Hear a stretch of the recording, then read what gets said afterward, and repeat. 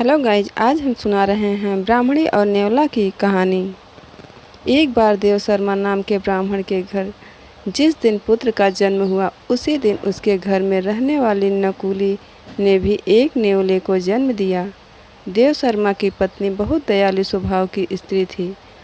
उसने उस छोटे नेवले को भी अपने पुत्र के समान ही पाल पोसा और बड़ा किया। वह नेवला सदा उसके पुत्र के साथ खेलता था। दोनों में बड़ा प्रेम था।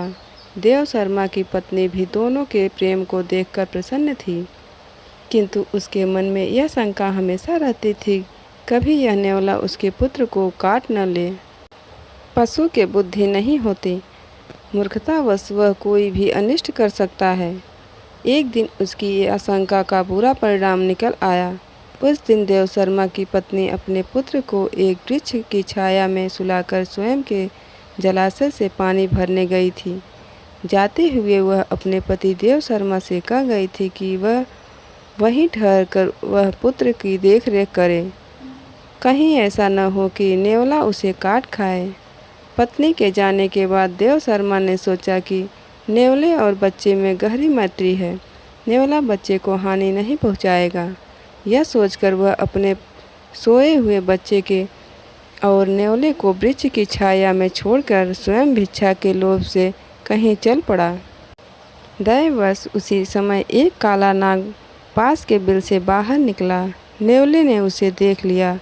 उसे डर हुआ कि कहीं यह उसके मित्र को डस न ले, इसलिए वह काले नाग पर टूट पड़ा और स्वयं छत बिछत होते हुए भी उसने नाग के खंड खंड कर दिया।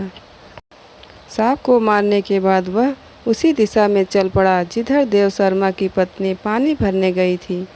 उसने सोचा कि वह उसकी वीरता का प्रशंसा करेगी, किंतु हुआ इसके विपरीत। उसकी खून से सनी देह को देखकर ब्राह्मण की पत्नी का मन उन्हीं पुरानी आशंकाओं से भर गया कि कहीं इसने उसके पुत्र की हत्या न कर दी हो।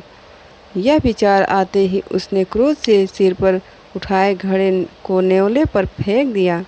छोटा सा नेवला जल से भरी घड़े को की चोट खाकर वहीं पर मर गया।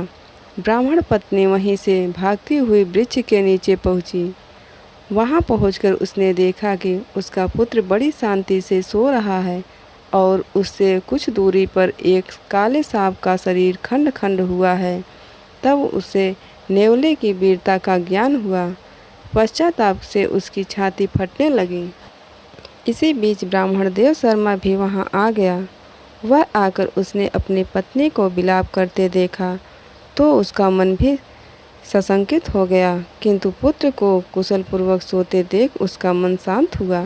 पत्नी ने अपने पति देव शर्मा को रोते रोते नेवले की मृत्यु का समाचार सुनाया और कहा, मैं तुम्हें यहीं ठहरकर बच्चे की देखभाल के लिए कह गई थी। तुमने भिक्षा के लोभ से मेरा कहना नहीं माना, इसी से यह परिणाम हुआ।